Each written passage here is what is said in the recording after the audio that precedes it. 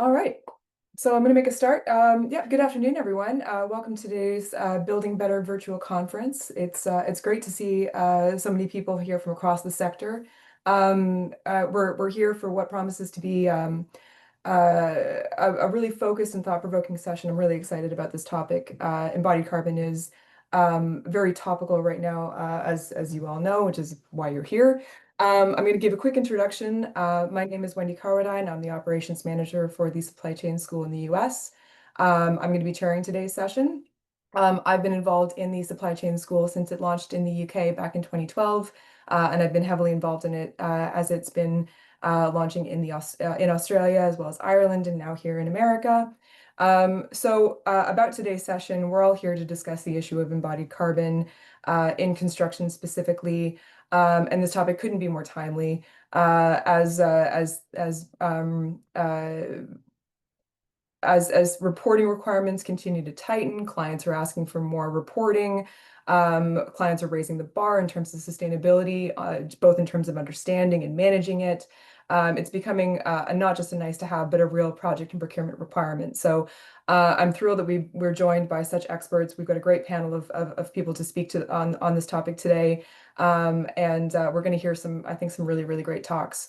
So I wanted to thank all of our speakers for joining us today. I want to thank thank the attendees as well for joining us, taking some time out of your afternoon for this. Just on that note, whether you're new to the topic or you're looking to further your embodied carbon strategy, I'm really hoping that today you leave today with actionable items to take back to your team, and I hope you feel inspired. So without further ado, we're going to make a start. So just a couple quick housekeeping items. We definitely want you to participate. So the chat function is live. You're able to drop in a note. You can drop in a comment or just say hello. Tell us where you are or where you're from and what you do. The slides and the recording of the session are going to be shared with attendees after this conference is over. So please do keep an eye out for that. That email will come from myself either this afternoon or early tomorrow morning. And if you have a question, I very much encourage you to use the Q&A function. We will get to a Q&A section at the end of the conference, but if there is anything that is a burning question, please put it in the chat. And if it's something that's very topical, we're able to address it in real time. But we will try to keep questions until the very end.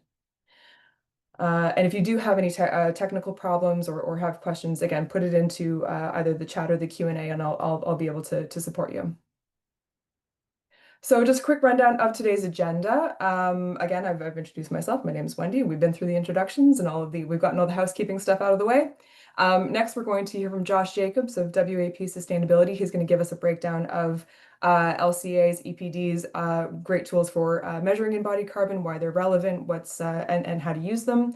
Next, we're going to go to LaDon, who's going to talk about the role of embodied carbon in today's construction landscape. LaDon is from Skanska, so that's going to be a really great chat. We're also going to get a bunch of really great case studies from Justin at CRH. And we're going to finish off with some technical tools, tips on embodied carbon from James Cadman, who is a consultant with Action Sustainability. And like I said, we're going to finish the day with some Q&A. We're going to have a little panel discussion, and then we'll send you on your way. So with that said, we're going to launch right into Josh's talk. Josh, take it away. Thanks, Wendy. Wonderful to be associated with all these speakers. Wendy, if you'd pull up the slides and share, that'd be greatly appreciated. I'm excited to hear from all these speakers. I've actually heard a couple of them speak in their past lives, or in their current jobs, but in previous conferences. So I'm really excited to be able to do that. So my name is Josh Jacobs. Thank you very much, Wendy, for getting that over. Technology is always wonderful, and we're going to talk a little bit about technology today. My name is Josh Jacobs, Managing Director of Buildings and Policy here at WAP Sustainability. We're the largest LCA provider here in North America. We work on a global basis, though. The important thing that I'm going to start with is a level set of understanding how to get some of this information out of the building material market, how to use it out there in the world or where it's being used. You've got some great speakers coming up with LaDan and Justin and James talking and all of them have used it, or manufacturers that have information coming through, or construction teams. It's really awesome how they use this information. But I'm going to let you know how we get that information out. So Wendy, if we can go to the next slide. So we have some very specific acronyms that I tend to use a lot, and we always use in the embodied carbon world. First one is life cycle assessment, LCA. This is literally what it sounds like. We actually assess the entire life cycle of a product. I'll go into details a little bit. Product category rules, or PCRs, that's the acronym that we use. These are the rules that help us get information from an LCA to an EPD, which is our next acronym, Environmental Product Declarations. This is actually a summary of LCA impact data for individual products. We'll go through why you need an EPD and not just the LCA. And then PO is program operator. It's a third party that conducts an EPD program that validates that what is in the EPD is accurate. So Wendy, if we go to the next slide. There's the acronyms, PCR, LCA, EPD. Yep. So what the heck is this LCA, life cycle assessment, or life cycle analysis, it's sometimes called? It's literally going into each individual step of the life of making a product. That includes literally getting raw materials out of the ground, you manufacture it, the packaging of it, the distribution of it, the use phase of the product, the end of life, and then hopefully that recycling of that product and its constituent parts back into new products. Unfortunately, us as humans, we have been very wasteful, so a lot of it just ends at that trash can. But as you see, this circle, we like to think of LCA helping us become more circular because it's starting to understand every single segment. The best way to think about an LCA is LCA can answer questions for us.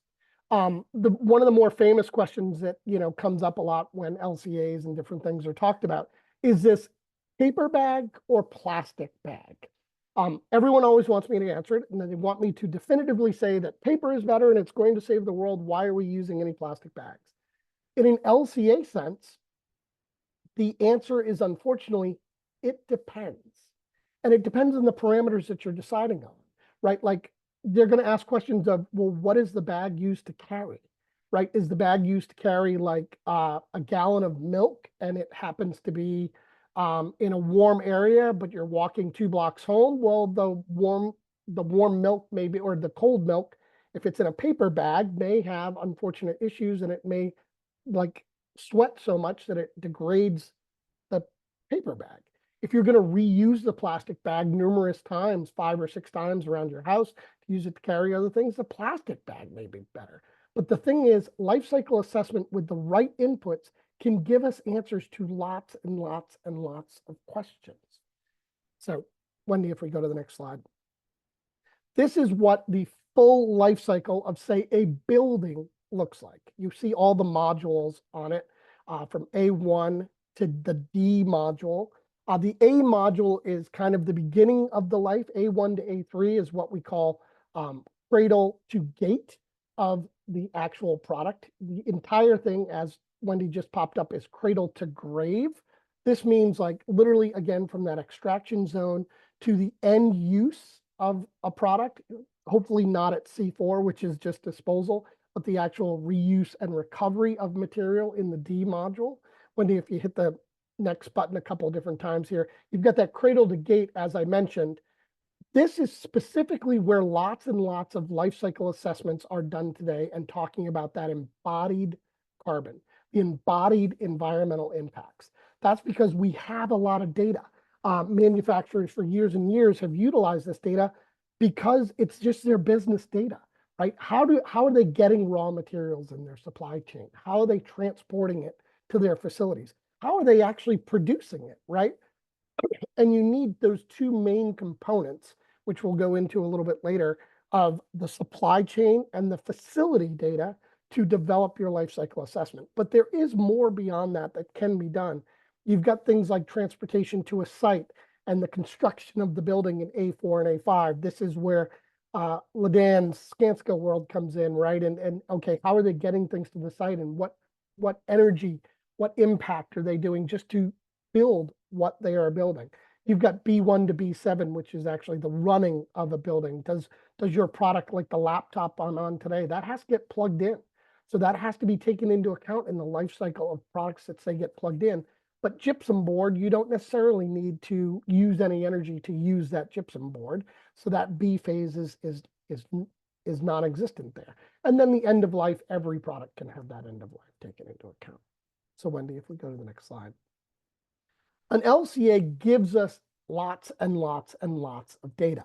It can give us so much more, but the most common, you've got 7 individual impact areas of environmental impact that life cycle assessment has to give you per the ISO 14040 and ISO 14044 standards.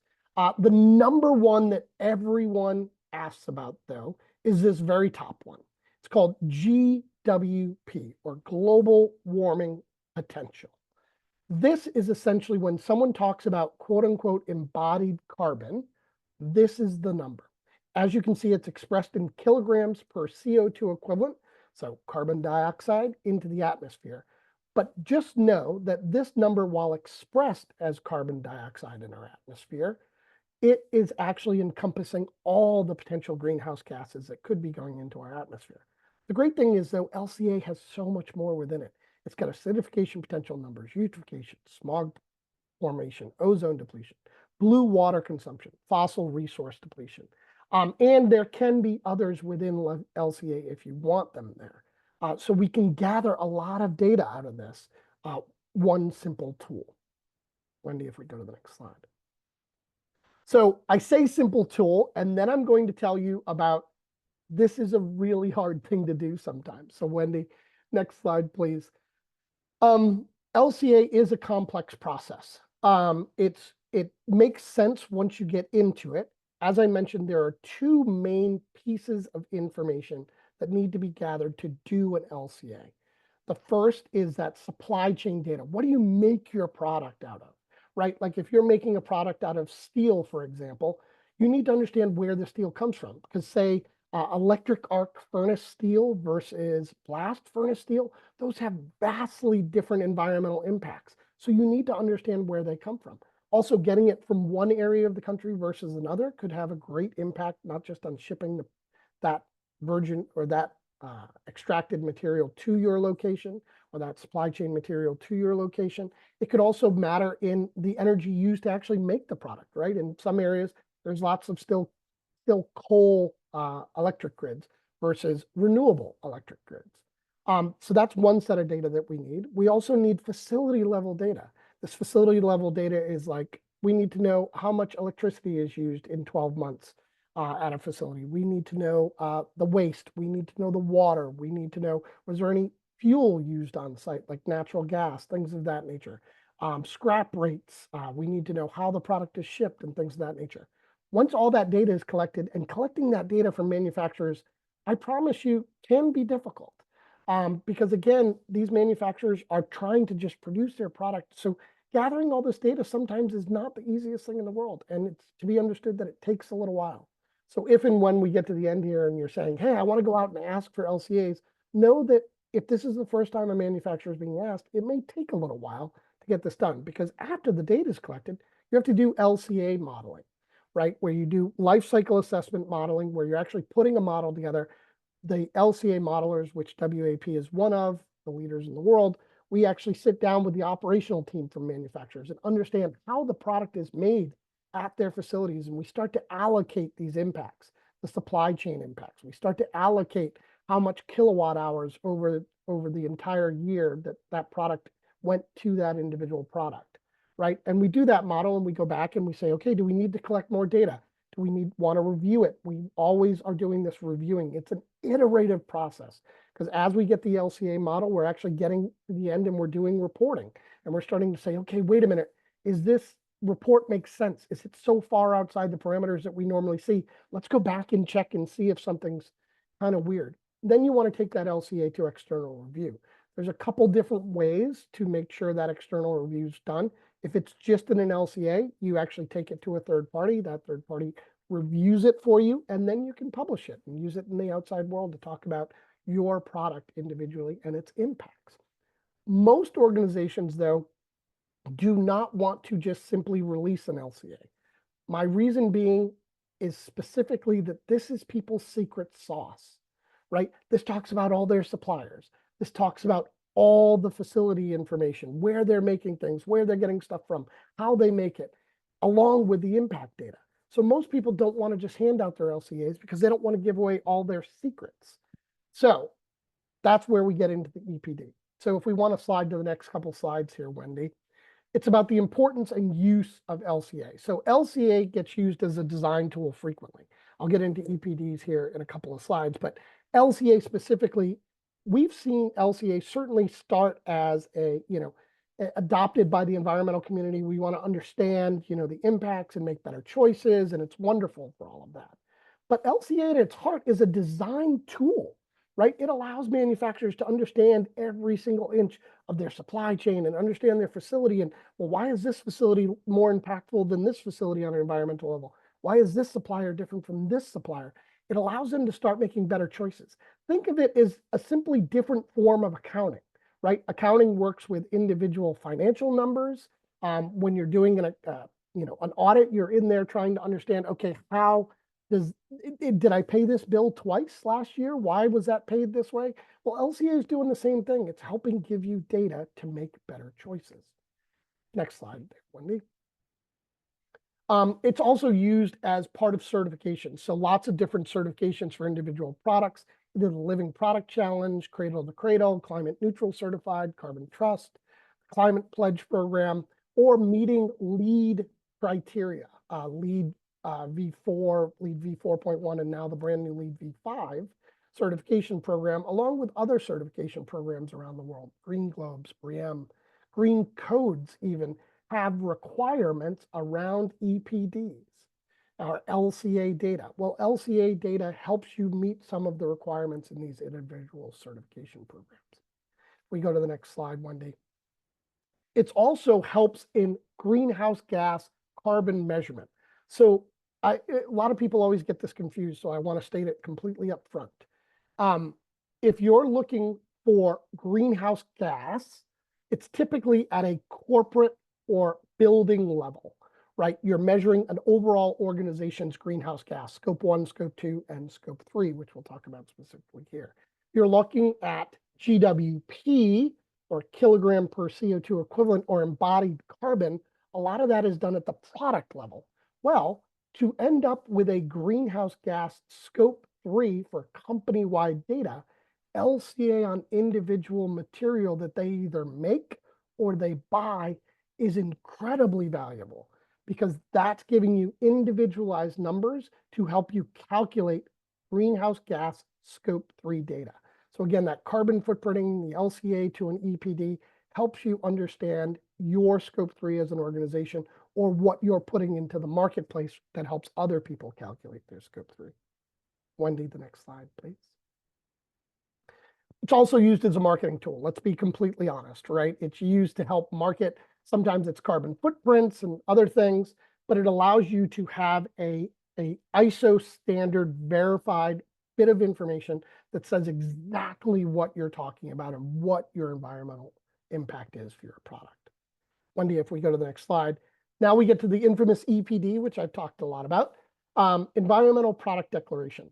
Again, this is how to take that data inside an LCA and impact data of your product and put it to the outside world, because it's being asked for by construction firms or owner groups or large purchasers or architects, designers, certification programs, and not give away your secret sauce, not give away who your suppliers are, what you're doing inside your facilities. You take that life cycle assessment data, it gets filtered through what's called a product category rule. Every product category should have a base product category rule that tells people within that industry how to treat individual LCA data. If they don't, there are global tools like ISO 21930, which is the grandmother of all building material product category rules. There's also EN 15804 plus A2, which is utilized mostly for Europe, which is overarching product category rules, if there is not one specifically for your product type. That gets filtered through there and then goes into the environmental product declaration. That EPD has all the environmental impacts within it, the GWP, the acidification, all those categories that we talked about before. Again, the most important typically being GWP. And it's verified by an independent third party called a program operator. You see a couple of the program operators here on screen. You've got UL, you've got ASTM, EPD North America, part of the EPD International Program, but NSF, ICCES. There are a number of program operators here in North America that are approved agencies that code officials and architects and designers and engineers have been using for years and years to trust data. Next slide, Wendy. And with that, LCAs and EPDs are now being used as a compliance tool all throughout the United States and Canada, certainly around the world, but just focusing on the North American market here. You have individual authorities having jurisdictions, whether they be states, whether they be municipalities, whether they be large purchasing organizations that are now starting to demand or require EPD as compliance tools for products that they purchase. Probably the most famous one at the moment is Buy Clean, California, which has a requirement for 4 individual product types that they have to meet a certain GWP or be below to be purchased by the state of California.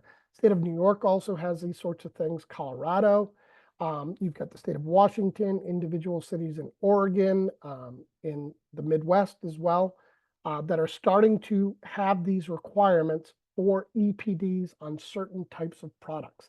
There are even tax incentives to buy certain types of these products. Like Colorado has already passed something like that. So more and more of these are popping up all throughout the country. There are also private companies. Some of the largest data center builders, for example, are requiring EPDs for a number of the materials that they're using to build their buildings or to put products within those data centers and other buildings. So next slide, Wendy. I know that was really quick, but I wanted to make sure everyone had the exact same baseline of understanding of where we're starting out. I can't wait to hear from the next couple of speakers. Dan, I believe you're next, and I'm so excited to hear about Skanska, who has done some incredible things. They have been absolutely one of the leaders in utilizing this embodied carbon data and taking it to the next level in selecting products and using it to build. So, and I know you've had a couple of huge people you work with who've been really big proponents of this data too, Dan. So thank you. Yeah, thank you so much, Josh. That was great. Andy, if you want to go to the next. Thank you. So hi, everyone. I'm Ladan Haji Mohammed. I'm a senior sustainability engineer at Skanska. First, I'd like to thank the Supply Chain Sustainability School for inviting me to speak today. Embodied carbon is such an important topic and requires really the entire construction industry to work together to make significantly reduce emissions and really make an impact. So I'm happy to share some insights today on how we at Skanska have been tackling embodied carbon. So next slide. So starting with a little bit of background on Skanska. Skanska is a construction management and development company with international operations. We work in many different sectors, including transportation, healthcare, education, aviation, and many more. But sustainability is really at the heart of everything that we do. We have over 46 million square feet of certified projects under various rating systems, including LEED, Envision, WELL, Fitwell, and Living Building Challenge, and are always looking to push the boundaries in terms of sustainability on what we can achieve. So I'm sure we've all heard the statistic that the built environment is responsible for nearly 40% of global carbon emissions. And as a contractor, we have a responsibility to implement best practices that reduce these emissions. So at Skanska, we have a goal of net zero emissions by 2045. And with this goal, it was important to determine where the majority of our carbon emissions are actually coming from. And what we found is that the majority of our emissions come from our value chain or the materials that we use on our projects, also known as embodied carbon. Next slide. Thank you. So what is embodied carbon? Josh just did a great job in defining and describing what embodied carbon is. Put simply, it represents the manufacture, transport, installation, and disposal of construction materials.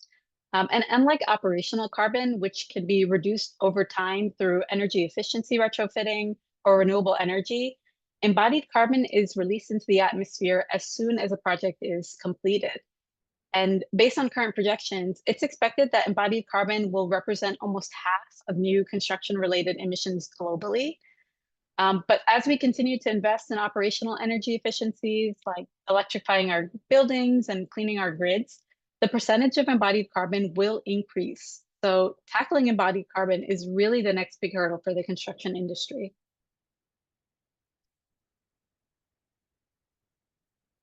The good news is that embodied carbon is gaining prominence. I think Josh touched on it a little bit on all the policies. So recognizing how important embodied carbon is has led to several cities, states, and countries globally to develop policies around embodied carbon. And this embodied carbon policy tracking map developed by the Carbon Leadership Forum tracks all of these policies, whether it's an incentive or mandate, the current status of the policy, and when the policy will be put into effect. And this map is updated regularly, so I encourage everyone to take a look at it, find your region, see what policies have been enacted or are on the horizon for you. And I think it can be particularly useful for designers to make sure that they are designing to these standards and updating their specifications. Contractors to make sure that they build relationships with manufacturers and are able to procure materials that comply, and manufacturers to make sure that they are readying themselves to have a supply of materials that can achieve these requirements and be competitive in the changing policy landscape. Next slide. So being based in New York, I wanted to zoom into some of the policies here. So many state and city agencies are developing their own clean construction guidelines to reduce embodied carbon. For example, the state of New York announced a buy clean concrete mandate across state-funded public projects. I believe New York State was the first state to do so. And this mandate actually started this year, so January 1st, 2025. And it requires that EPDs be submitted for all concrete mixes and must demonstrate that they achieve an environmental impact below the limits set by the state, as shown in this table here. It's a little bit small, but if you can see, for example, if your project needs 4,000 PSI concrete, the maximum GWP or global warming potential would be 360 kilograms CO2 per cubic yard. And that information you can find in the EPD of that specific concrete mix. And then another example of a clean construction guideline is from the NYC Economic Development Corporation. Their clean and circular design and construction guidelines were developed as part of New York City's decarbonization efforts. And these guidelines focus on circular construction and material reuse. And the idea is that buildings become material banks where materials will eventually be salvaged and used in other future projects. Traditionally, when buildings are demolished, all of that carbon, energy, and labor value embedded within the materials are lost. And this is why circularity is so important. And we're seeing more and more guidelines like these popping up. And at Skanska, we're actually working on the first project to implement these EDC guidelines. It's called SPARK, or Science Park and Research Campus in the Kips Bay neighborhood of Manhattan. So right now on site, there are existing buildings that will be deconstructed. So we worked with the designers to survey the existing buildings for materials that can be reused or salvaged. And now we are working towards incorporating those materials into bid documents to make sure that the process is formalized and that we're able to salvage as much of the materials as possible. So next slide. Thank you. So now that we know, these policies to reduce embodied carbon are becoming more commonplace. But before you can actually reduce emissions, you need to understand where your emissions are coming from, and have a tracking methodology in place. And at Skanska, we have a commitment to track A1 through A3 emissions on any new construction above 53,000 square feet. In particular, the big materials, so concrete, steel, rebar, and asphalt. And to track these emissions, we use a software called EC3, or Embodied Carbon in Construction Calculator. It's open source, free to use, so anyone can make an account with Building Transparency and use the software. And EC3 calculates emissions based on material quantities and data from EPDs. And that's why using manufacturers with EPDs is crucial. So you have that emissions data that's third-party verified. And then to track construction site emissions, or A4 and A5 emissions, which include transporting material to site and any emissions generated from site activities like fuel use, temp power, equipment. We follow the AGC's playbook on carbon reporting. I feel like it can be a daunting task if you're a contractor who is new to emissions reporting and are starting to have clients that require it.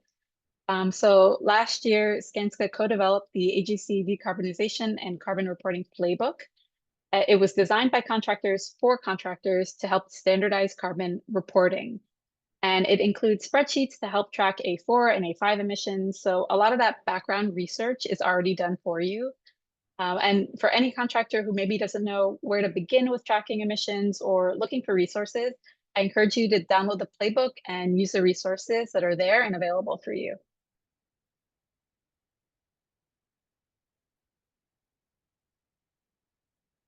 So now I want to talk about some strategies on how we reduce embodied carbon on our projects. So starting with material production. The first step in understanding the potential for lower carbon materials is to develop a preliminary embodied carbon analysis. I discussed this on the previous slide a little bit, but again, we use EC3 to track emissions from material manufacturing. And after inputting material information into EC3, it will generate a report showing the total emissions and the emissions reduction potential for each material based on available manufacturers. So this is how we can compare materials at the onset of a project and find manufacturers with lower carbon options. And for transportation, we investigate alternative transportation methods to trucking and material. So methods like rail and barge, if available, can produce significantly less emissions than trucking. I saw a study by the California Air Resources Board that showed one train transporting the same amount of material as 260 trucks. But of course, if you're transporting less material, or rail or barge maybe doesn't make sense. So factors like quantity of material and distance need to be considered when you're looking into transportation strategies. And then moving on to construction, there's a big push now. You can just go back one slide. Thanks, Wendy. There's a big push now to implement electric equipment on some of our projects. For example, we conducted a pilot program on our Los Angeles Metro Line extension project with an electric Volvo EC230 excavator, as you can see in this photo. And we are also promoting the use of renewable diesel on our projects. Renewable diesel is a one-to-one replacement with traditional diesel and can reduce emissions by 40 to 50%. But not only does it reduce carbon emissions, it also reduces harmful emissions like particulate matter and NOx, and helps protect the health of the workers on site. And then finally, we have deconstruction, reuse, and recycling. So promoting circularity and reusing salvage materials and recycled materials is the best way to reduce embodied carbon on a project, other than optimizing your design and just using less materials in general. And because of this, I wanted to go through a couple quick project examples where we were successful with reusing materials. We can go to the next slide. So the first project example is the Candida Building for Innovative Sustainable Design at Georgia Tech. This project achieved LEED version 4 Platinum and is Living Building Challenge certified. We achieved a waste aversion rate of 95% on this project. But I think what's truly impressive is the fact that we reused more materials than we sent to landfill. So some examples of materials that we reuse are shown in these photos. The top two photos show how we salvaged wood joists from an old church and used them in the feature wall along Candida's staircase. The middle photos show how we salvaged 25,000 linear feet of wood from film sets in the Atlanta area and used them as nail laminated timber ceiling panels in the new structure.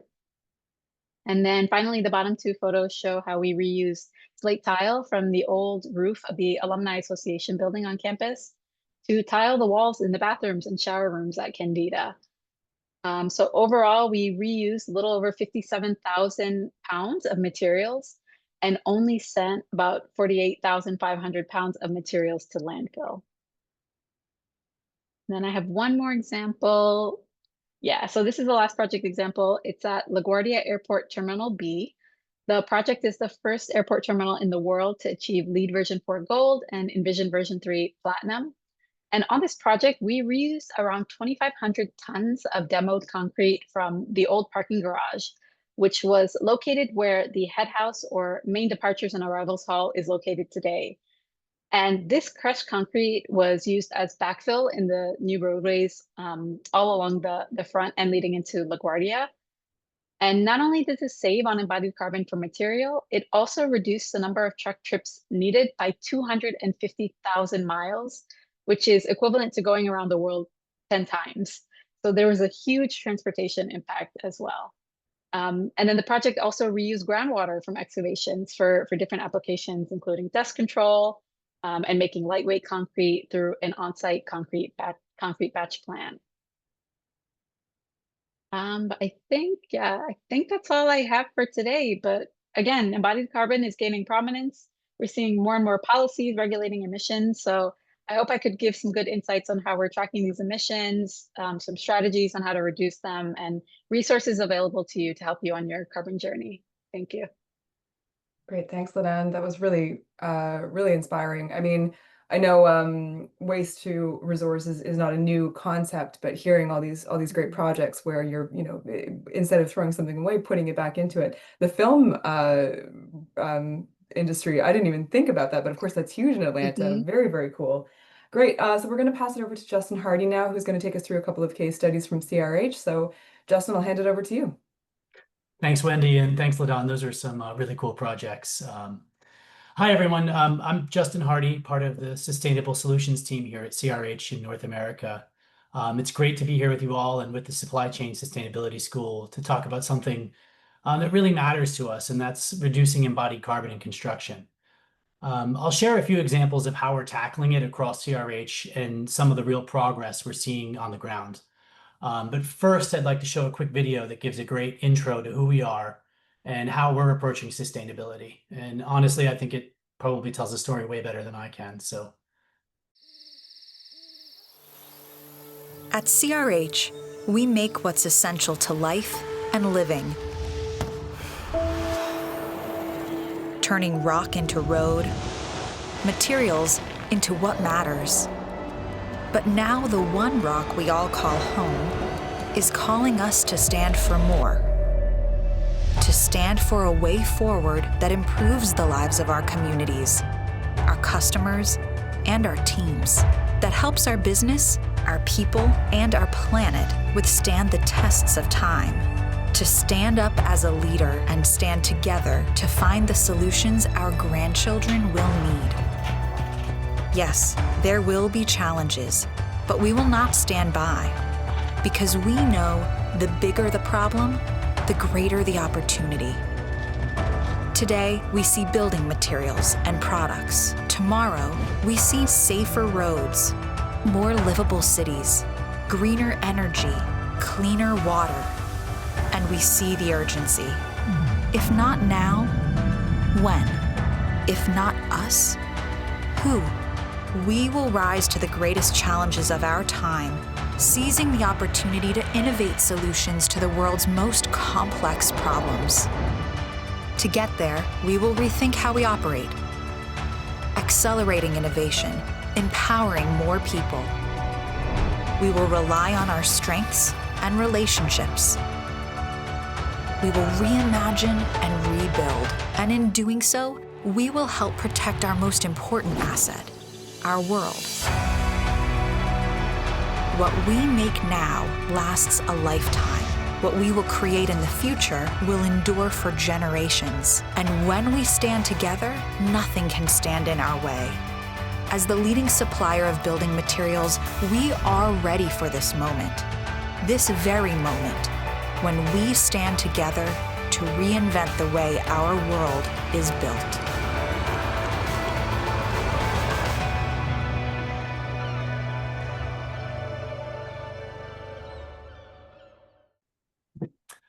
Okay, so before we dive into carbon, here's a quick background on CRH. We started over 50 years ago in Ireland, and we have grown into a global leader in building materials.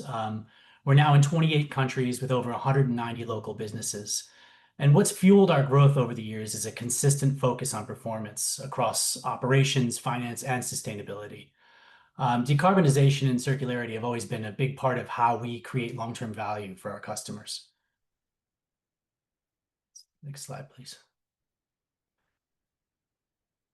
CRH is the largest building materials company in North America. We're a major player in road construction and buildings, and we're also the #1 recycler in the region. We've got the scale and the setup to support everything from the ground up, whether it's buildings or infrastructure.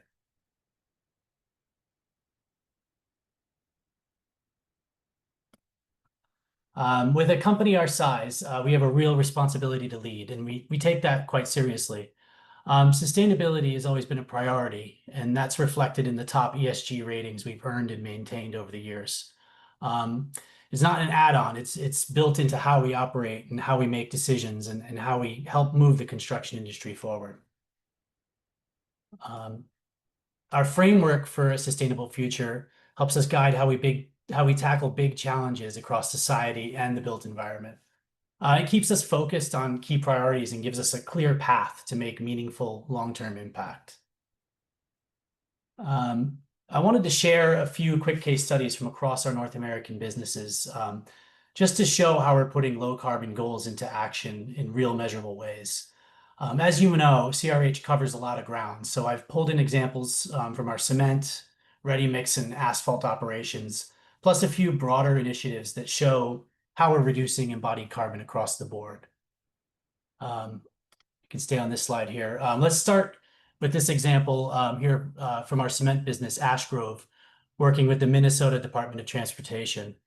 In September of 2024, they placed concrete using LC3 cement on a DOT test track that's being monitored over time. LC3 is a blend of limestone and calcinated clay. It has the potential to cut carbon by about 38% compared to traditional cement, so makes a big move in the right direction. It's still early days, but initial results have been really promising, showing that these next-gen lower carbon materials can perform just as well, if not better, out in the real world. Next one is another great example, and this is from American Rock Products, a CRH company working with Amazon Web Services out in Oregon. The goal here was to lower embodied carbon in concrete for a series of new data centers. To do that, the team used performance-based mixes with SCMs, which are basically materials that help reduce emissions without compromising strength. They also backed it all up with plant-specific third-party verified EPDs, so the carbon data is solid. In the end, they reduced embodied carbon by up to 23% compared to the regional average.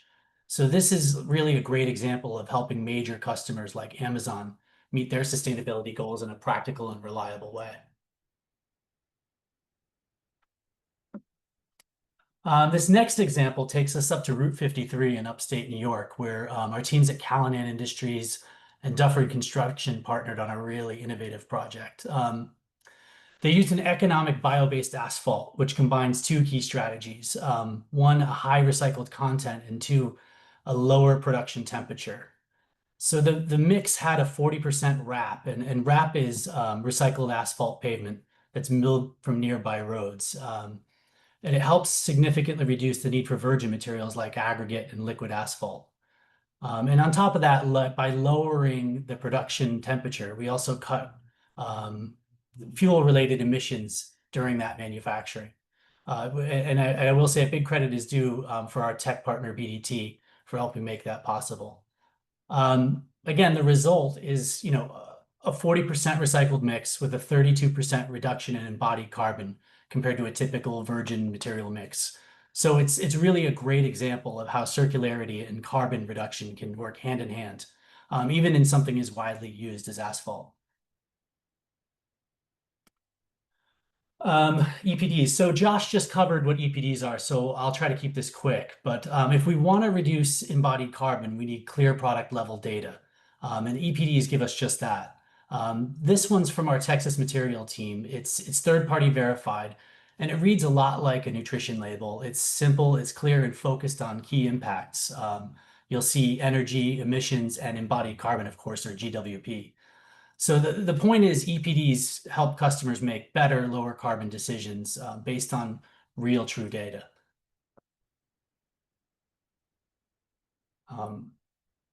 And here, at the end of the day, reducing embodied carbon is what it's all about. EPDs are important, but it's not just about picking the lowest number. Smart design and construction play a huge role too. When we optimize strength, shape, and volume, we can use less material overall. And that means less carbon, even with standard mixes. We're seeing this in action. Our team in France reduced material through smarter design. As you can see from the photo below, you've got a much smaller, less carbon intense column that's handling the same amount of strength. And then our team in Denmark, our precast team, is reusing demolished concrete to cut back on virgin materials. So the takeaway is it's not always about the label. Sometimes the biggest impact comes from designing and building smarter. And when you pair that with low carbon materials, that's when real progress happens. And again, that's why early engagement is so key. So to wrap things up, there are a lot of different ways to reduce embodied carbon in construction, and it's not always easy, but it's definitely a challenge worth tackling. At CRH, we've been working on this for years, from materials and design to collaboration across the entire supply chain.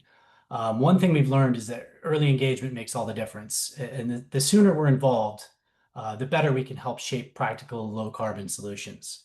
At the end of the day, we're here to help, and whether that's through products, data, or just being a sounding board as you plan a path forward. So that sort of wraps things up. Thanks for spending a bit of time with me today, and thanks for having me. I hope the examples gave you a better sense of what how we're approaching embodied carbon at CRH, and more importantly, what we're doing to drive some real progress. If you want to dive deeper or have questions, don't hesitate to reach out. I'm always happy to connect. Thanks again, and enjoy the rest of the sessions. Great, thanks, Justin. Yeah, I appreciate it. I really like that you brought up the fact that you could have a low EPD number for a product, but it's not going to do you much good if all you have to do is tear it up in 5 years because it's just not built for purpose. So yeah, really, really great point to make. I'm going to move on to James Cadman now. I believe I have to stop sharing James, so we'll just give you a second here to get set up. But James is is a consultant with Action Sustainability, and he is our resident. I want to call you the king of carbon because you know all there is to know. Maybe I'm building you up too much, James. Setting me up But for a if I ever fall. have a question, if I ever have a question, I know who to go to. Cool, great. Thanks, Wendy. Can you see my slides and everything? I can, yes. Super, thank you. Well, good afternoon, good evening, everyone. I'm dialing in from a very sunny London. It's 30 degrees here. We're enjoying summer. We finally have a summer in the UK. And as Wendy said, I'm going to talk to you a little bit about climate and carbon from the perspective of the supply chain school in the UK. And it's going to dovetail into what we've just heard from the other 3 great presentations. Okay, so if I just push on my slides. I'm going to give you some stats, some numbers, which will kind of complement what you've heard from Josh and Ladan and Justin a minute ago in terms of where some of those embodied carbon impacts lie, and importantly, what we can do about them, because measuring it is great, getting a number is great, but we need to do something with that number. So there's a few pie charts. I do love a graph. So this is some information on the typical spread of energy use in a standard office, certainly in the UK or Europe, and I'm sure it's transferable to the US and North America. What you're looking at is the lifetime of that office over 60 years. That's the lifetime that's prescribed in the UK and in many other settings as well. And you can see the predominant energy use and carbon emissions is from actually running the building, obviously. But you can see there's some significant chunks from the materials that go into making the building. And you'll recognize the A1, A3, A4 that Josh talked about earlier, the different stages of designing, building, operating, and then ultimately demolishing an asset. But maintenance is pretty important in there too, that kind of lighter pink color. So you're seeing roughly a 1/3, 2/3 split between that, building it and maintaining it, and then actually operating it. But as Ladan rightly pointed out, that should get more efficient over time. We should make our buildings more efficient. The insulation should be better. So that direct operational energy, the yellow bit, should go down as a proportion. I mean, overall, the whole energy should go down and the carbon should go down, but in particular, the proportions change as well. So embodied carbon becomes more important. It's a bigger slice of that pie. You can see it's gone from 16 to 34%. Similarly, the maintenance bit has grown in terms of its proportion, even though the absolute amount might go down or should go down. So if we just focus on that embodied part for the moment, the dark pink and the light pink that we just saw, you can see they split roughly half and half when you take it at that level between the construction side and then the maintenance side in the lighter pink, which is really interesting as well, that they are both important. It's not just build a building and then plug it in and carry on. It's actually maintaining the building as well.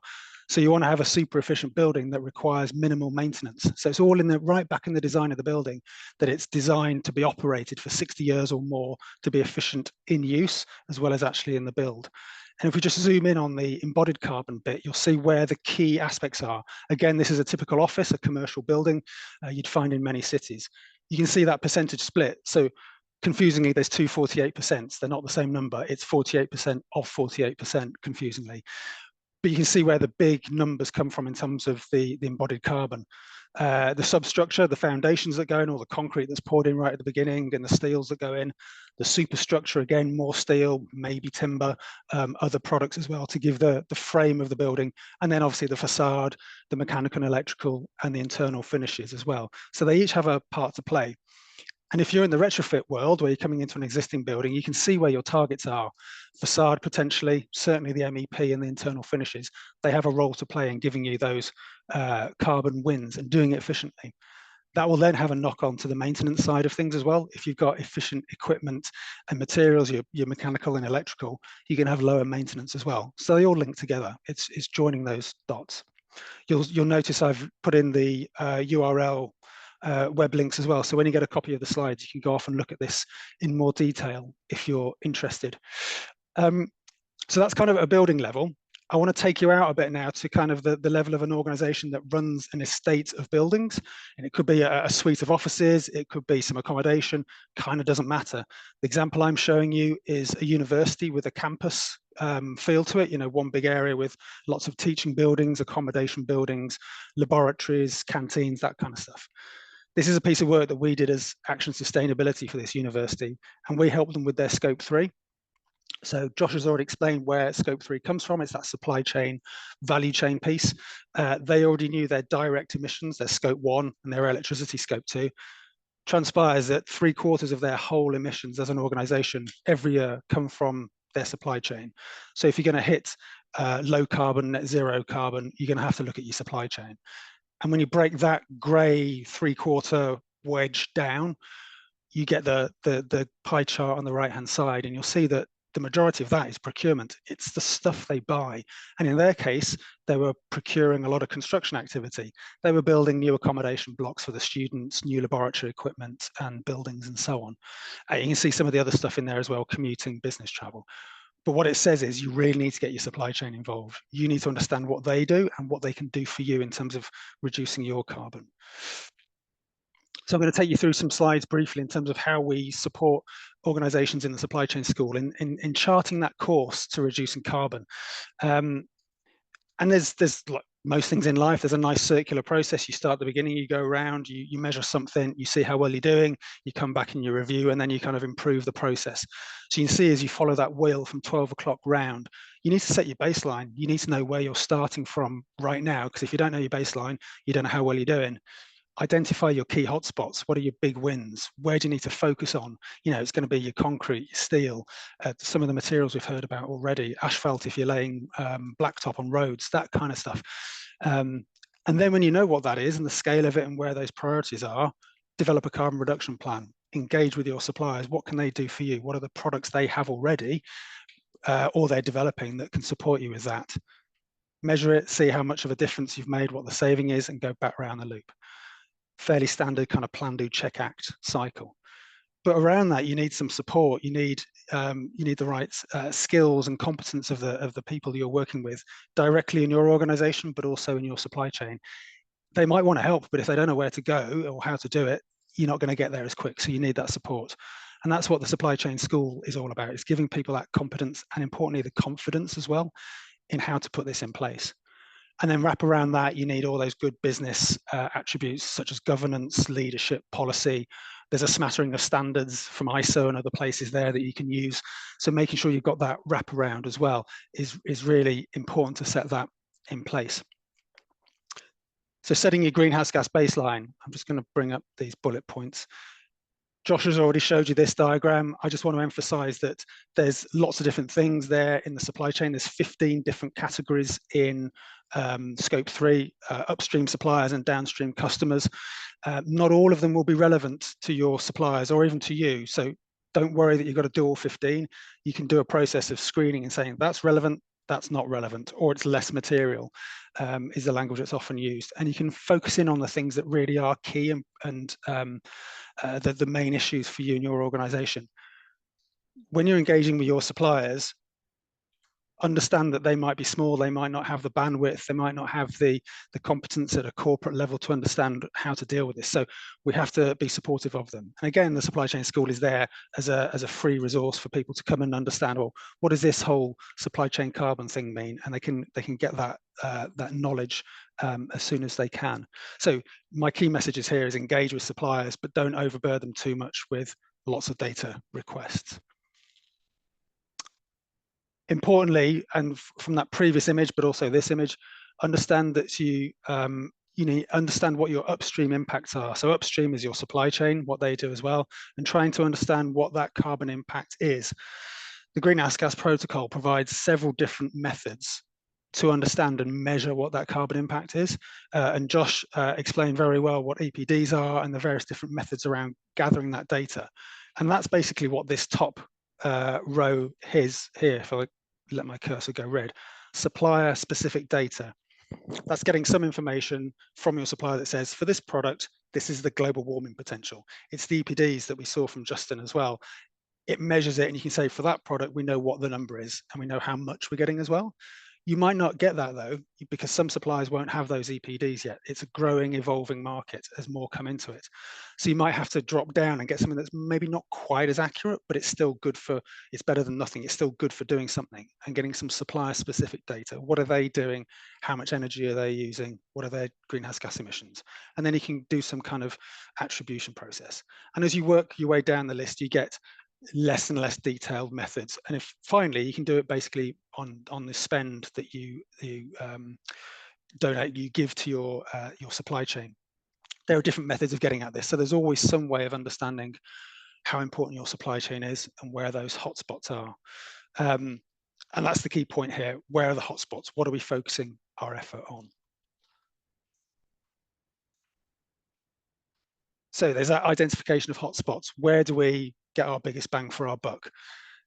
There's something called heat mapping. I'm just going to get those bullets up again. Something called heat mapping. Some of you might understand it as risk and opportunity, RAG rating, double materiality assessments. There's a whole bunch of names out there that kind of cover the same thing.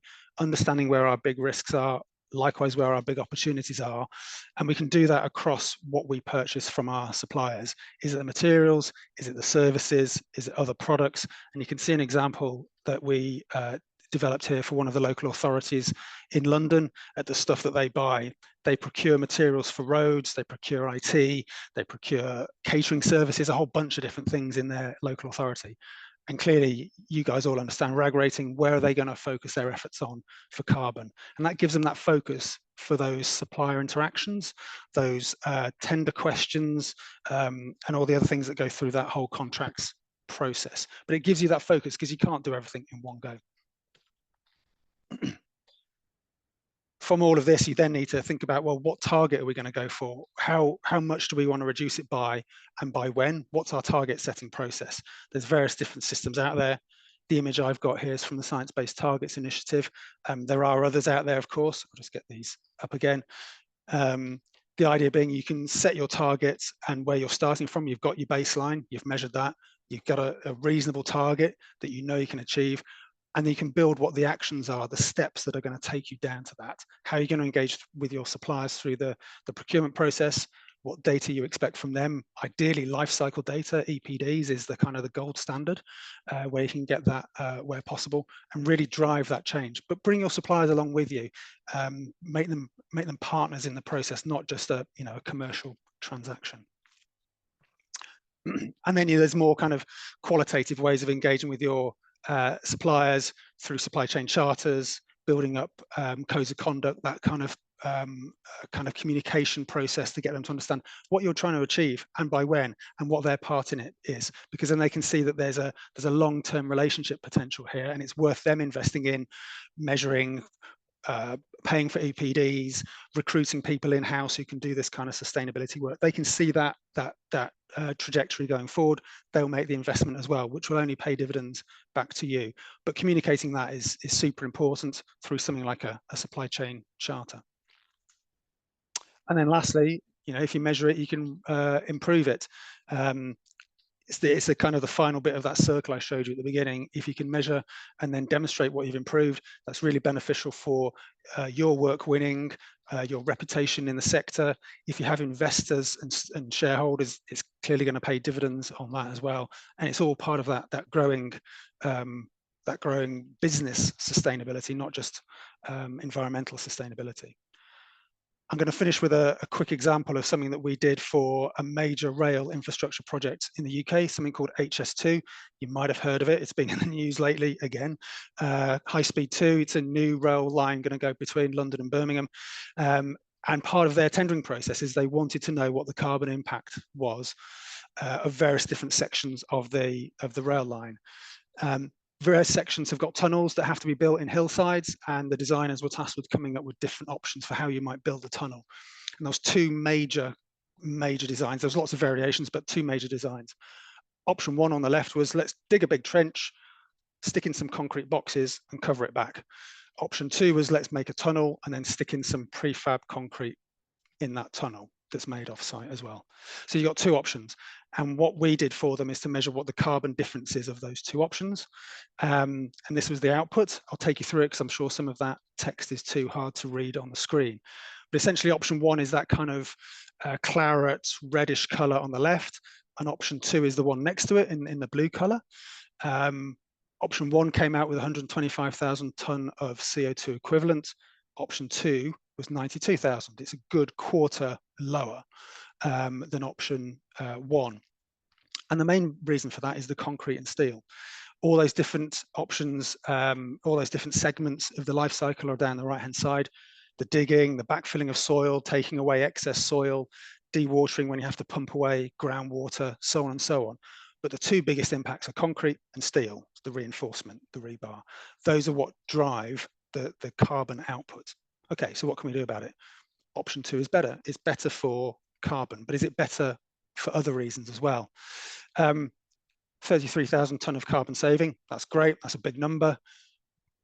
A lot less earth was being moved, and what that translated to was 73,000 fewer movements of articulated dump trucks. I don't know if that transfers to the US, but ADTs are those big yellow Tonka toys that drive up and down the Caterpillars and the Volvos that take away all the topsoil and the burden. 73,000 fewer movements of that is huge. It's diesel burn, it's air quality, it's noise and dust, it's annoying the neighbors. So if you can avoid some of that, great, it's win-win-win. So that was a benefit from the lower carbon option. But then there's a financial benefit as well. If you're using less concrete, you're buying less concrete, you're spending less money. £2 million is about $2.5 million. Similarly for the steel, £4 million is about $5 million, roughly speaking. So there's clear financial savings as well, which are concomitant to the carbon savings. There's a bit of a mantra in the infrastructure sector of if you can reduce carbon, you can reduce costs. The two often go hand in hand. And many big construction projects follow that mantra in how they manage their carbon. But 33,000 ton of carbon equivalent is a massive number. It's kind of, you can't get your head around what it means, so you have to do a conversion. And here are some examples of what that 33,000 ton means. It's the same as 1,000 trucks, each driving 24,000 miles. So that's a huge amount of mileage and diesel saving. Or you can look at it in flights from Heathrow in London to New York City and back on an A380 on a jumbo jet. or it's the equivalent of what's needed to power a home, a UK home of 10,000 households. Pretty significant numbers is essentially what I'm saying. There are a couple of links to where they've done other examples of this in HS2, and they've got similarly big numbers out where they've looked at this through a carbon lens and not just a time on site lens to really show what can be developed from it. And finally, I'm going to leave you with something that's just come back into the kind of the policy news in the UK lately. It's something called Part Z. This is a proposal to make the construction sector measure and report on their embodied carbon in the UK. And you can see down the right-hand side in that yellowy orange box the kind of targets that we want to get about mandating the measurement of embodied carbon, and then stipulating a threshold that you can't exceed in due course. So lots of impetus, and it's being driven by the sector as well. This is coming from the sector saying we want an even playing field. So I'll leave it there because I'm sure I'm over time, but thank you. I'll hand back to Wendy. Awesome. Thanks, James. Really appreciate it. So I think we'll open it up to questions. I'm seeing quite a few comments and questions pop up in the chat, so I will ask my speakers to come back. I'm going to start with the easiest one, which is one that I can answer, which, yes, this recording will be shared after this session, so please do keep an eye out for an email from me with the link to this recording. I'm going to just start from the top because there's some really interesting questions here. I'm going to start with a question about material integrity impacts. We've got a question here that says, what material integrity impacts come from increasing recycled content of asphalt and concrete mixes? My state recently lowered the allowable recycled content for asphalt without transparency on why. So that's really interesting. Any thoughts from the speakers on that?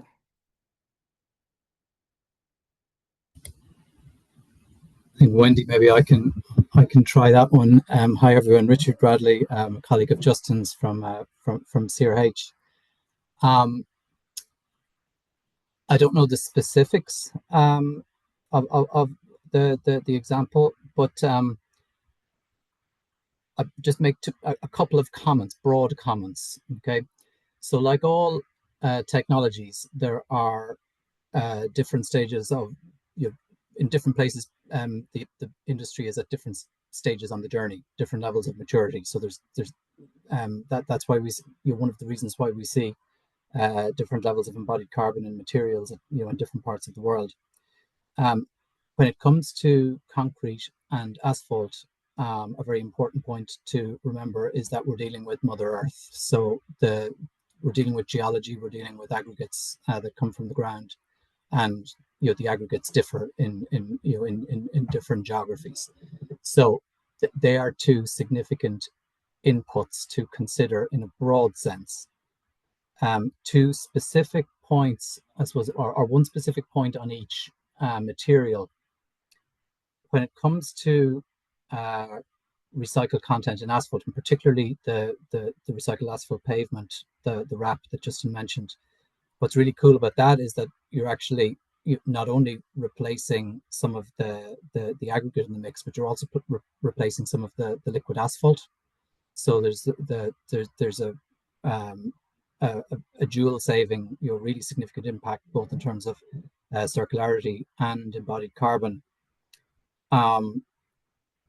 In concrete, in general, when you're using recycled content, you're replacing the aggregate.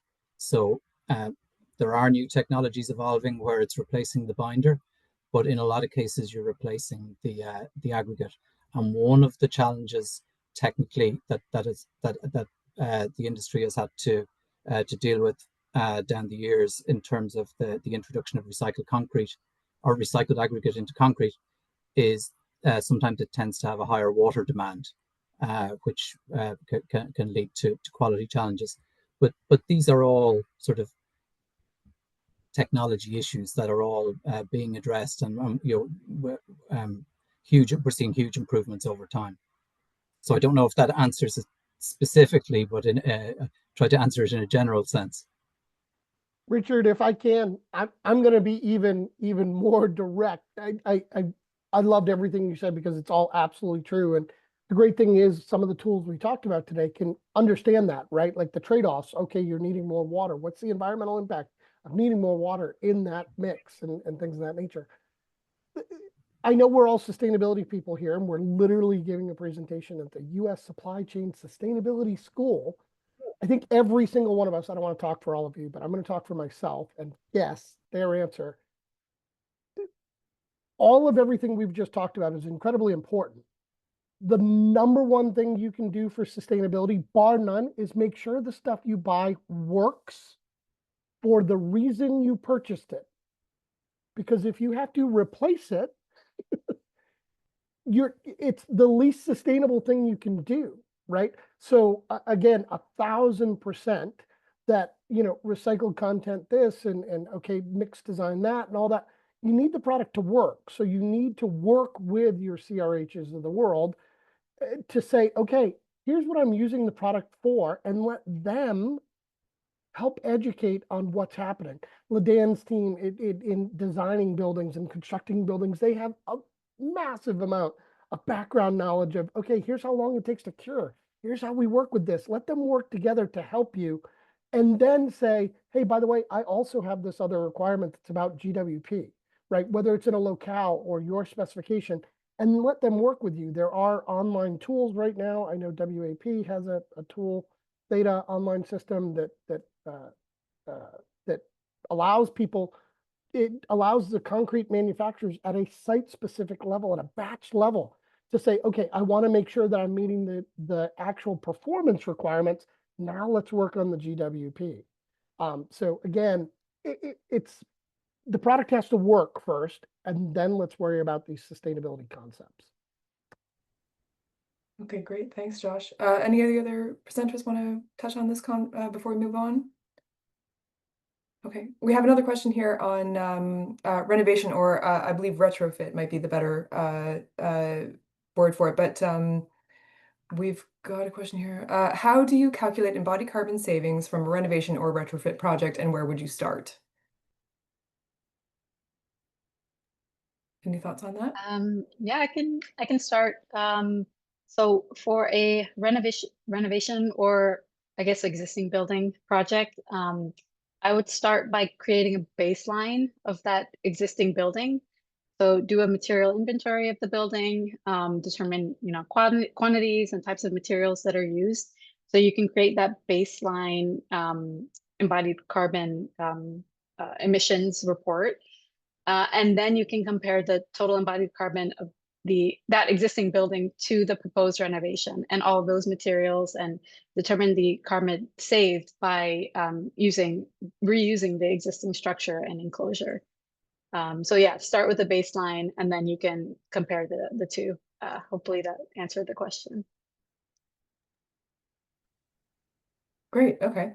I'm going to flip over to the Q&A section here. We've got a question from Thomas. With the recent cancellation of the hydrogen-fueled steel mill in Ohio, do the presenters believe that members of the FMC will be able to meet the 2030 RMI green steel goals? What are ways to significantly decrease Scope 3 emissions from steel equipment if current market constraints are unable to meet RMI green steel levels and equipment cannot be re-engineered or designed for an option with lower emissions?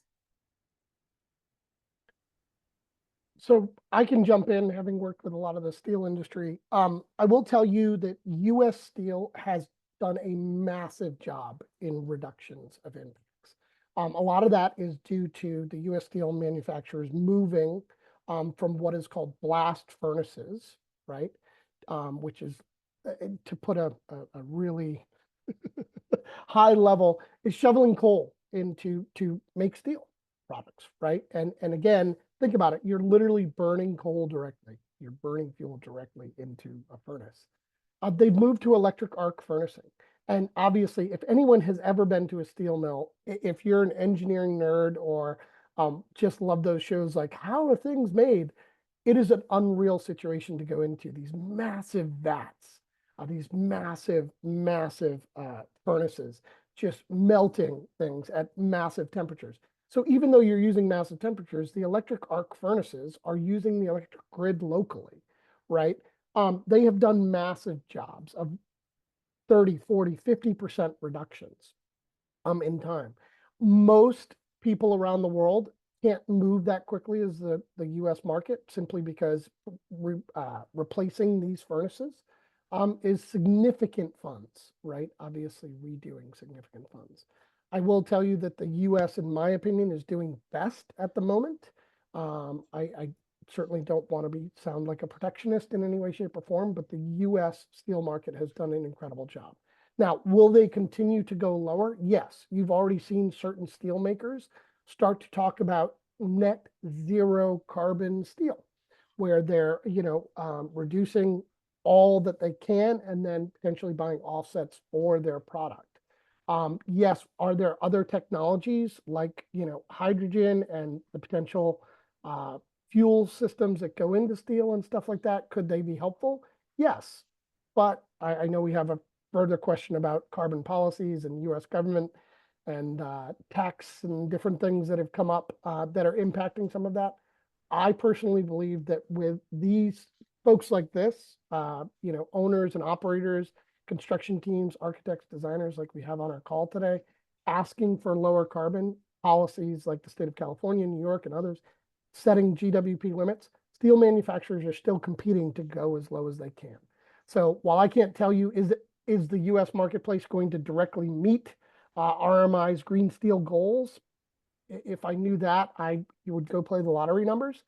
But do I believe they have the wherewithal to continue to go as low as they can? Yes. Great. Yeah. I mean, yeah, just from a North American perspective, I'm based in Hamilton, which is a steel town. We've got Stelco and Dofasco in our backyard. And it's very interesting to see their trajectory, what they've been up to. But yeah, if anyone wants a tour, you're welcome to come on by. Josh, you've already touched on the question that I knew we were going to get asked, but yeah, supply chain uncertainty, changes in policy, government regulations. Shall we dive into it? Sure, I can. I would love other people to get in as well. I'm not going to lay this all on you. No, I hear Anyone you. else can jump in. And I spoke about it on the supply chain sustainability, the U.S. Supply Chain Sustainability School kickoff. So I figured I'd kind of repeat a little bit of what I said in the original kickoff to the school way back earlier this year. The U.S. federal government is the largest purchaser on the planet, so I'm not going to sit here and tell you that they're stepping back, or this administration stepping back from the policies they had in the Inflation Reduction Act, that they had in the Bipartisan Infrastructure Act, that the U.S. military was doing, and things of that nature, isn't going to be painful. Of course it is. It's a massive global demand driver for the sustainability movement. But all I give is past history to look at. During this administration's previous term, at the end of that term, many local authorities having jurisdictions had signed on to the Paris Agreement that had never signed on before. So states like California, city like New York or Chicago, state of Washington, you had something like 68% of the US population covered by authorities having jurisdictions that had signed on to the Paris Agreement. The thing is, no local authority having jurisdiction at the state or city level had ever signed on to the Paris Agreement before last term. And we're still seeing the same. LaDon and I both showed that slide. She showed a global slide, so thank you, LaDon, and gave CLF obviously the credit for the tracking of that map. You see individual states, municipalities, procurement organizations that have made carbon commitments stepping into this void just like they did the last time this administration was around. So while it certainly isn't spectacular, and while I wouldn't sit here and say I'm very proud at the moment of our government stepping back from their commitments that are laws at the moment, I will say that other authorities having jurisdictions and large purchasers, massive global companies that have made carbon commitments, are filling some of that void. So I don't see this slowing down. I can tell you since mid-January, we have not seen the ask around sustainable low carbon materials slow down in our world. Great. Yeah, Thanks, and Josh. just really quickly to add to, I mean, Josh did a great job on the question. But I think just even with the uncertainty, having, these policies already put into effect, like Buy Clean California, and a bunch of other, Buy Clean acts across the country, it already promoted transparency. I mean, there are a big reason why we're seeing a lot more EPDs and manufacturers getting EPDs because of these public project requirements and the transparency required on these projects. So I think the groundwork was already set. So I don't see it slowing down. I think it will only increase even, with the current climate. Great. Wendy, if I could Right. jump in there Yeah, from a please go ahead, kind of James. Yeah. UK European perspective, there's something called carbon border adjustment mechanism that's coming in relatively soon in Europe and in the UK. Thanks to Brexit, we're doing it on our own. So the piece of legislation coming out is, as I say, people call it CBAM, Carbon Border Adjustment Mechanism. And this is an idea where we can look at products, particularly carbon intensive products like steel, concrete that we've been talking about, and make sure that we're not offshoring our production and therefore exporting our carbon emissions, because it's called global warming for a reason. It doesn't help to export it to another part of the world. So it's a way of ensuring that there's price comparativity between steel manufactured in the UK or in Europe compared to steel manufactured somewhere else, taking carbon into account. So there's a little bit of a kind of supporting local business, but it's making sure that they have a fair crack at the whip in terms of selling their product, and they're not negatively penalized by environmental legislation in the UK or Europe compared to parts of the world where it might be weaker, and therefore they can sell their product more cheaply. So it's been built into that commercial process at a kind of a regional, if not international level. I think that's just slowly going to spread globally, that kind of approach of building it into the commercial process. Wendy, Amazing. can I chat with James a little bit about CBAM here? Because it's an interesting tool. The floor is yours. Yeah. The fun thing there, James, is first off, I do love the European side in UK that no politician around the world ever wants to use the word tax. Yep. So the carbon border adjustment mechanism is a carbon tax, right? Oh, so yeah, if definitely. anyone is ever looking for the first global carbon tax, it really covers a lot of the area. This is it. CBAM is it, right, James? So like they are just measuring now, but in the future it's to say, well, if you're bringing it in, we're going to tax it at a certain rate because we want to keep carbon lower, right? Yep. Yeah. So yeah, definitely. The interesting thing though is we just talked about LCAs and EPDs and these things that the EN standards and BSI has standard. You guys have a wonderful standard. I've loved some folks over there, worked with over the years. The interesting thing about CBAM, hopefully not in the UK, and this is what I'm going to ask you, James, hopefully, is CBAM tried to be very smart and said, okay, we're going to make up our own new way to do this. Instead of just allowing LCAs and EPDs to come in and be used, they said, give us the precursor information to the LCA. So James, please tell me that the UK is just going to allow LCA data to fit in their carbon border adjustment mechanism. I would heartily hope they do. They haven't published much yet in the UK, but I do know from having worked in Brussels and Europe quite extensively, they do like to go back to the beginning and check your maths is correct, which is painful because we've got all the ISO standards and we've got it. We know that we know the method, we know how to do it. Let's work it out. We agree the method. So yeah, I'm with you 100% on that. The UK one is a little bit further behind the European version, but I'd like to think they just say, we know what we're doing. Let's just get on with it. James, if you ever need a letter of support from overseas that says I will just come use knock on your LCA, door. please, my friend. Yeah, it's amazing how, and this happens even with the policies that LaDon and I were just talking about. Sometimes you get politicians involved and they have someone in their ear that doesn't fully understand what they're talking about, but they know the acronyms and they're just like, oh, if you do this, you'll be a groundbreaker. And it's like, that's awesome. But now you've put these manufacturers in a tough position because they're like, well, we've done LCAs, we've done the EPDs, we've done all the hard work. You put the construction teams like Skanska who are global, like we understand all that. We need, hold on. You want to know the electricity at the mill that it's coming from? Isn't that in the LCA? It's so crazy. Yeah. You tell us how you really feel, Josh. Global trade, gotta love it. It's a ride. It's a ride. I am conscious of time, so I'm going to wrap it up with just one more question. And I want to ask it because I feel like it's pointed to LaDon in particular. But we have a question here that says, have any of the presenters been involved with or have knowledge of the drive in New York City to lower the operational carbon of the buildings? What solutions are being presented to tackle the challenge with achieving those goals in existing building stock? Yeah, so I think so what this person was referring to is Local Law 97, which is a new law in New York City that tackles operational carbon emissions of buildings, and the Department of Buildings has set certain emissions limits for different types of buildings. And so my focus is more on embodied carbon, being construction, being part of Skanska, which is a construction management company. But with operational carbon, I know that the city has been working with, I think in particular, it was the existing building stock and challenges, has been working with the existing building stock. I know they have a New York NYC accelerator that offers resources to existing building owners and managers. And I know the push is to electrify buildings, you know, with solutions like heat pumps, removing boilers and things like that. But it is challenging if you have an older building and or a smaller building as opposed to, you know, maybe a large commercial building.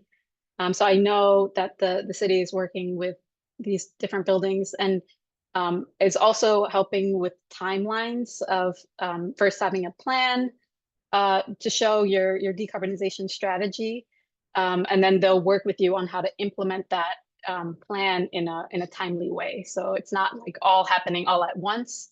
You know, it's not like next year everything has to be done, but they'll work with you to create a plan and then slowly kind of do your retrofits to follow that plan. Okay, great. Any last thoughts from any of the panelists on any of the things that we've talked about today? If I could just jump in on that, there's a Ian has just reminded me rather helpfully that there's a lot of move in the UK around the investment community looking at the building stock that they own or invest in.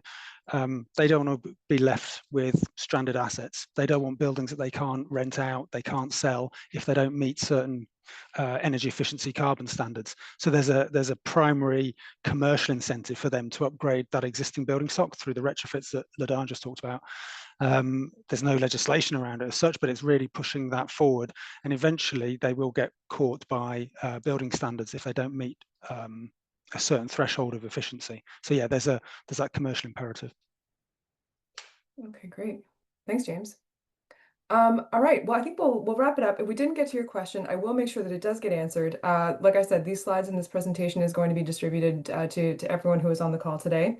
So our contact information will be circulated. If you do have any questions, I would encourage you to reach out to any of the panelists. I know that they would love to answer any questions that you have on this topic. And what I will do is thank everyone for being here on this call and taking time out of your day. I know everyone's quite busy, but I do want to just emphasize the fact that this is a very important topic, and I am just so thrilled and inspired to see so many people taking it seriously and wanting to learn more. So I'll end with a call to action to have a look at the slides when they are circulated. I'll include some additional information on embodied carbon that's available through the school. Encourage you to reach out, encourage you to get involved, and encourage you to watch Justin's video that I unfortunately was not able to play. I'm so sorry, Justin. But if you do have any questions, comments, or just want to say hi, please reach out. So we'll end the session there, and I just want to say thanks again to everyone, and I hope you have a lovely rest of your afternoon or evening, depending on where you are. Thanks, everyone. Thanks, everyone. Thank you. Thank you. Bye.